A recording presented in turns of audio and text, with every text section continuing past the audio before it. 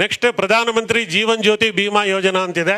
ಇದು ವರ್ಷಕ್ಕೆ 436. ಡೆತ್ ಆದರೆ ಸಾಕು, ಎನಿ ಕಾಸ್, ನಾರ್ಮಲ್ ಡೆತ್ ಆಗ್ಬೋದು, ರಾತ್ರಿ ಮಲಗಿರೋರು ಬೆಳಗ್ಗೆ ನಾರ್ಮಲ್ ಡೆತ್ ಆಗ್ಬೋದು, ಆಕ್ಸಿಡೆಂಟ್ ಡೆತ್ ಆಗ್ಬೋದು, ಇಂತಹ ಎಲ್ಲ ಅಪಘಾತಗಳಿಗೂ ಸಹಿತ ಇದರಲ್ಲೂ 2 ಲಕ್ಷ ರೂಪಾಯಿ ಸಿಗುತ್ತೆ. ಇದು ಸ್ವಲ್ಪ ಪ್ರೀಮಿಯಂ ಜಾಸ್ತಿ, ಯಾಕೆ ಅಂದರೆ ನಾರ್ಮಲ್ ಡೆತ್ಗೂ ಕೊಡ್ತೀವಿ, ಅದಕ್ಕೋಸ್ಕರ 436 ರೂಪಾಯಿ. ವರ್ಷಕ್ಕೆ ಒಬ್ಬ ವ್ಯಕ್ತಿ 456, 4, 5, 6 ಚೆನ್ನಾಗಿ ಜ್ಞಾಪಕ ಇಟ್ಕೋಬೇಕು ಅಂತ ರಿಸರ್ವ್ ಬ್ಯಾಂಕ್ ಕೊಟ್ಟಿದೆ.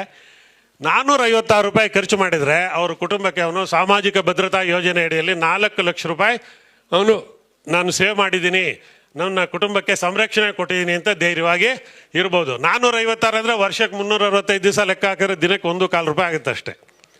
ಅವ್ರ ಕುಟುಂಬದಲ್ಲಿ ಯಾರಾದರೂ 4 ಜನ ಇದ್ದರೆ ಕೇವಲ 5 ರೂಪಾಯಿ ಕಟ್ಟೋದ್ರಿಂದ 4 ಜನಕ್ಕೂ ಇನ್ಶೂರೆನ್ಸ್ ಕವರ್ ಆಗುತ್ತೆ.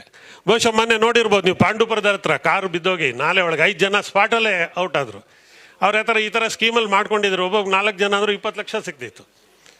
20 ರೂಪಾಯಿದೊಂದು ಇದೊಂದು ತೊಗೊಂಡಿದ್ದಿದ್ರೆ 4 ಲಕ್ಷ ರೂಪಾಯಿ ಒಬ್ಬರಿಗೆ ಅಂದರೆ 5 ಜನಕ್ಕೂ 20 ಲಕ್ಷ ರೂಪಾಯಿ ಸಿಗ್ತಿತ್ತು. ಯಾವ ಬ್ಯಾಂಕ್ ಆದರೂ ಸರಿ, ಸರ್ಕಾರಿ ಬ್ಯಾಂಕ್ ಆಗ್ಬೋದು, ಪ್ರೈವೇಟ್ ಬ್ಯಾಂಕ್ ಆಗ್ಬೋದು, ಪೋಸ್ಟ್ ಆಫೀಸ್ ಆಗ್ಬೋದು, ಕೇವಲ ನಿಮ್ಮ ಬ್ಯಾಂಕ್ ಪಾಸ್ಬುಕ್ ಯಾವ ಬ್ಯಾಂಕಲ್ಲಿದ್ದರೂ ಸರಿ, ಸಾಮಾನ್ಯ ಯಾರೂ ನೆಗ್ಲೆಕ್ಟ್ ಮಾಡೋದಿಲ್ಲ. ನೀವು ಹೋದರೆ ಸಾಕು, ಖಂಡಿತ ಮಾಡಿಕೊಡ್ತಾರೆ.